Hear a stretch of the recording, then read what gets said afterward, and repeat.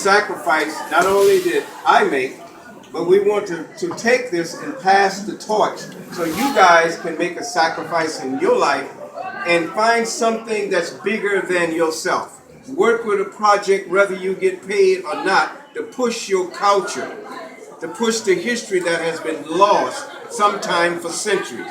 So we're going to tell you a little bit about me. My name is Griffin Lotson. As I said earlier, we're from the city of Darien, Georgia, in Macatash County. We're here. We're going live now around the world so people can learn the true essence of the Kumbaya. And you guys are going to learn how you tie into the history of the Kumbaya. So I serve as a federal commissioner, government position. I'm the vice chair of that commission that's deal with Gullah all over America and all over the world.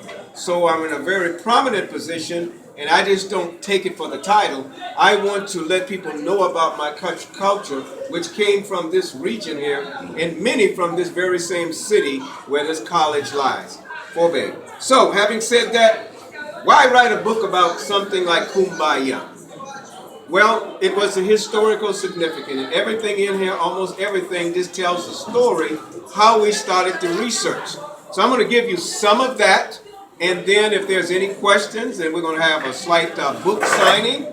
And before it's all over with, I hope you put your name on a piece of petition, because we want to be able to donate to the university, and then hopefully the students that's here that could have stayed home today, we want you to be a part of history.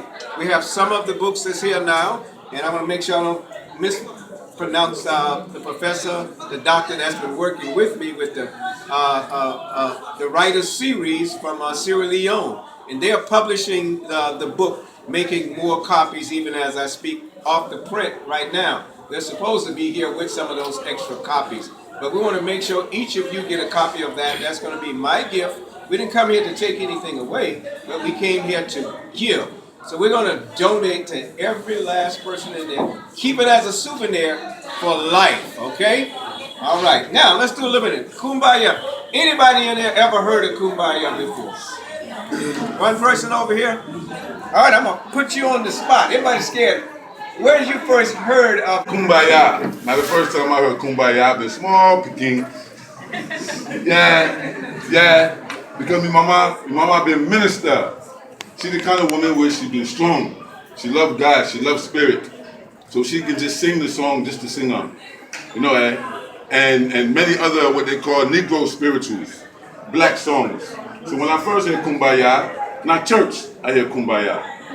Not church, but I don't know the history then. I don't know nothing about the history, just Kumbaya, my love, Kumbaya. And it feel good. Then everybody else they sing out, and we all they rise. You know that? All right, Nat. Okay, they call him the elder, the godfather. Tell me about how old you were when you first heard that term or that word. Any little bit of history about that you can think of. His was perfect. He just told the truth. About Kumbaya, when I was a small boy, I usually go with my mom to church, various occasions. So I can sit down one day, my mom can say, Kumbaya. I said, Mommy, what is this? You go to school, they will learn you what is Kumbaya. I said, I went one time we were having vigil. I was a small boy. We are sitting together at the other side. I had my companion, who is David Cisse, calling Kumbaya. I said, what is Kumbaya? He said, it's a song. This song, let me know about this song. He started singing this song. Kumbaya, my love, Kumbaya. Kumbaya, my lord, Kumbaya. Kumbaya, my lord, Kumbaya. Oh, Lord. If you know the song, help me to sing. Kumbaya, some was die, my lord, Kumbaya. Some was die, my lord, Kumbaya. Oh, Lord. When this was the song, our great people went here. I am grateful for Nat because Nat just stole the show. Yeah. Godfather. All right, for the next few minutes, I'm going to talk. And if there's any question, because it's impossible to give you the many years that I have researched this on an international level. I started in 2011, and we were able to take it from 2011 to get the recognition that we discovered. It was already there, but it had to be rediscovered. And we're going to explain that to you in a few minutes, how one of your ancestors that was from across the water through something that we call enslavement, the Gullah Geechee culture was established. And I usually say this phrase to BBC World News and any other media, we're the only culture in America that has its birth out of something called slavery. Now that's a bad thing that happened with that, but because of that, we were birthed. And then you have the Gullah and the Geechee culture that's alive and well now. Those individuals are across the world. The Kumbaya, listen and listen well. It was in 1926. There was a gentleman that was recording folklore. He didn't have much money, but he started recording. And he recorded the sound, and this is history. Remember this one, there might be a quiz on it from the professor, okay? From the doctor. Listen well. 1926, there was a white person, we call them Buckra, the Gullah Geechees, that actually recorded the song. He went through the community on an old hand crank Edison recorder. Now we have our cell phones that we record on, and we got all the fancy equipment that we have, television, radio. They didn't have that back then. So he recorded this. He recorded a gentleman. They had him listed as H. Wiley. For nearly a century, in about 5 or 6 more years, it'll be a century, they didn't even know what his name was. They just had it in a catalog writing as H. Wiley. They didn't know who it was. There was no recollection because the gentleman that did the recording, he recorded a lot of people. I have the entire collection from the Library of Congress. That's the top expert on folklore in the world. And we started getting information. And they found out that this gentleman right here, Griffin Lotson, had locked into some hidden history. I used to spend a lot of money to get the recordings back. I had to prove my ancestry to them, okay, that I was truly a part of that culture, and I knew these individuals' families. And then after they found out that I had knowledge, they actually gave a letter, and you'll see it in the book, to say, go ahead, Lotson, do more research. And from that moment, I never had to spend any more money.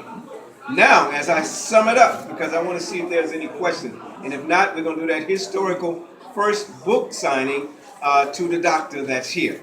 And then we have a few more copies, and then I have a few gifts for each of you, which is a copy of the book. And then they made it popular, and it went all over the world in the 1950s, long before many of you were born, okay? Then, before that, it became a religious song. And it was sung, as it was already said, in churches. Going back up to the 50s, 60s, and 70s and that, it was sung at campfires for a lot of people. I interviewed some friends of mine from Germany. I traveled to Germany to get this interview. And when we went to Germany to interview them, they actually learned it in school. I'm Gullah Geechee of African descent. I wasn't even taught the song in school.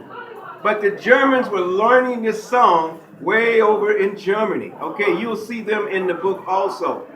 And my daughter is in there. I made sure she got in there because she was living in Germany at the time. And my grandson was visiting me in Georgia. You will see him in there. He's graduating from high school this year. And he lives in Bahrain now. So all over the world we did recording, including individuals from Sierra Leone, as we did today. So, the gentleman that did the recording, this comes to your history. So I'm going to dramatize it and do that pause and stop and make sure I have everybody's attention. They recorded the gentleman by the name of H. Wiley. I got a copy of the recording, and I placed it in this home. I had purchased a former enslaved house, so I turned on my fancy new recorder. And when I listened to it, I videoed it because I thought we might be stepping on some history. I turned the recorder on and I listened to it. And the first time he sung the song, after he sung it, which was great, Robert Winslow Gordon allowed him to say his name, the date it was, and where he was from. Now, we knew the date was April 17, 1926. But because they did not know the Gullah Geechee dialect, did not know the Sierra Leonean dialect, Creole. My thought was, why didn't they ask someone from the Creole or someone from the Gullah Geechee culture? I just happened to be the first one from the culture to listen to the recording. And I said to myself, I know his name. I know where he is from. History did not reveal that. History did not give the credit to where it was first recorded. So after I listened to it, he simply said, my name is Henry Wiley from Darien, Georgia, April 17, 1926. Of course, that sounds easy, but he did not say it in that English language like I tried to do. He said it in the Creole. He said it in the Gullah Geechee. We say things like, come here, this or that day. They would say, come here, boy. I just gave you something in my last few moments. The first recording was not Kumbaya. It was not come by here. It was come by ya. Can you guys say ya? Yeah. Ya. Now where I'm from, they would say, come here, boy. Come here. Can y'all say that? Come here, boy. Come here, boy. So the emphasis is the ya.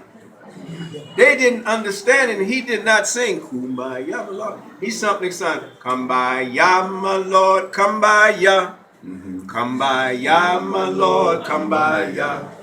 Kumbaya, my Lord, Kumbaya. Oh Lord, Kumbaya. You guys have learned something that the world did not know for nearly a century. In closing, this gentleman just happened to be a descendant of West Africa in the Sierra Leone region, Henry Wiley.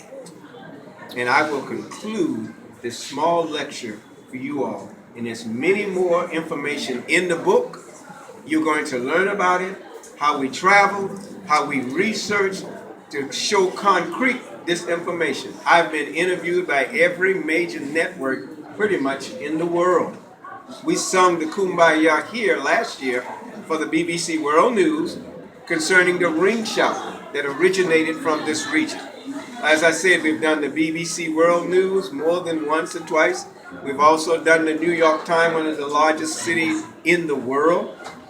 And you name it, it goes on and on and on, and almost every major network, Sweden, and I cannot speak one word in the Sweden dialect or language, not one. But we did an interview for Sweden, that's in another part of the world, to show you that you can take the time from your busy schedule and do something about history and to promote your culture that's bigger and larger than yourselves.